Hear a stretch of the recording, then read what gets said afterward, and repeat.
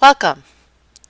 In the previous tab lesson, you learned how to set your tabs using the ruler and our tab stops located on the left-hand side. Today, we're going to show you another option on how to set your tabs. That is going to be found on your Home menu underneath Paragraph. In the Paragraph box, you are going to know that there is this little arrow that has all the paragraph settings. If I click on this, I receive a new box that pops up. And in this box, you will see that I can set indents and spacing, line and page breaks. But today, we are not focusing on those. We are focusing on tabs. If you look down towards the bottom of this text box, you will see the word tabs. This is where we need to be. So I am going to select tabs. And you will notice I have all of the tabs that I had created in the previous lesson. I have a 1 inch that is left with no leaders. If I click on my 3 inch, you will see that it is a center tab with no leaders. The 5 inch tab, which is a right tab with no leaders, and a 5.5 inch tab that is a decimal tab with no leaders. So, this is the area that you would go to set your tabs. Okay. I need to clear all, and I'm going to do that now. And then I'm going to hit OK. And you should see that, oh, wait, how did Maggie's line only change and not mine or my son Charlie's line?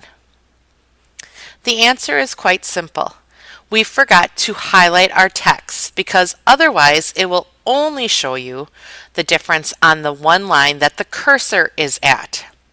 So I can either take my cursor, my mouse, and scroll over everything, but when I have a lot of text, it's easier to use my keyboard and use Control A.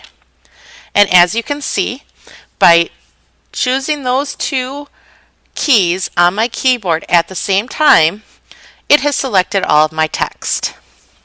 You will also notice that on the ruler, you will have this grayed out L, a grayed out upside T, a grayed out backwards L, and a grayed out decimal tab. All right.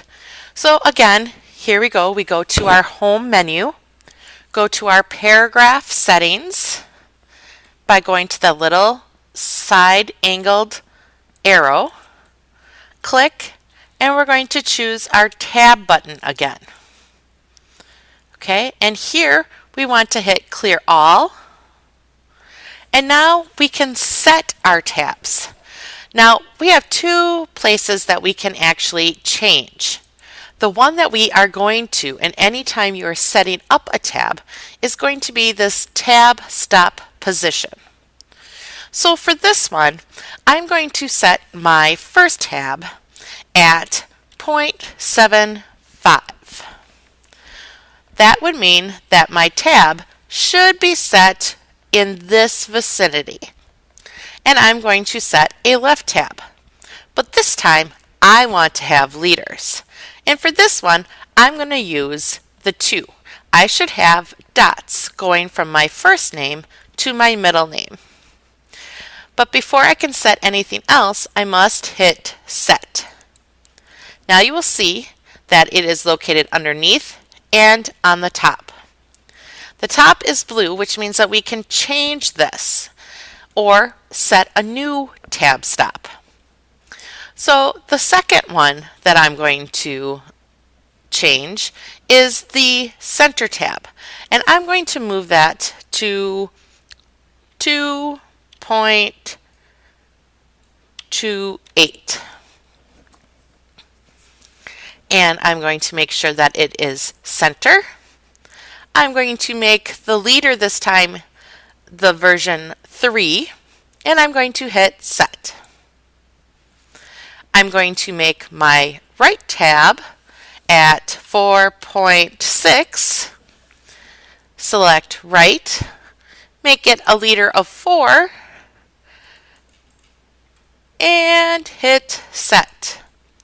And my last will be the decimal tab, which I will select at 5.1, changing it to decimal, and I will leave no leader there. Again, I must hit Set, otherwise they will not go into effect. Now that I have set all of my tabs, I can hit OK.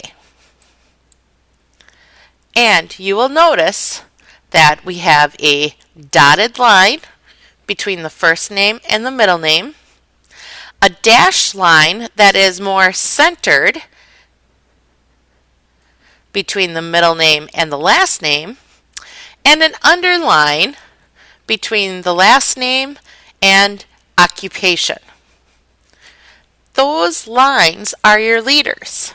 We did not ask that there be a leader for the height, so therefore it is all set.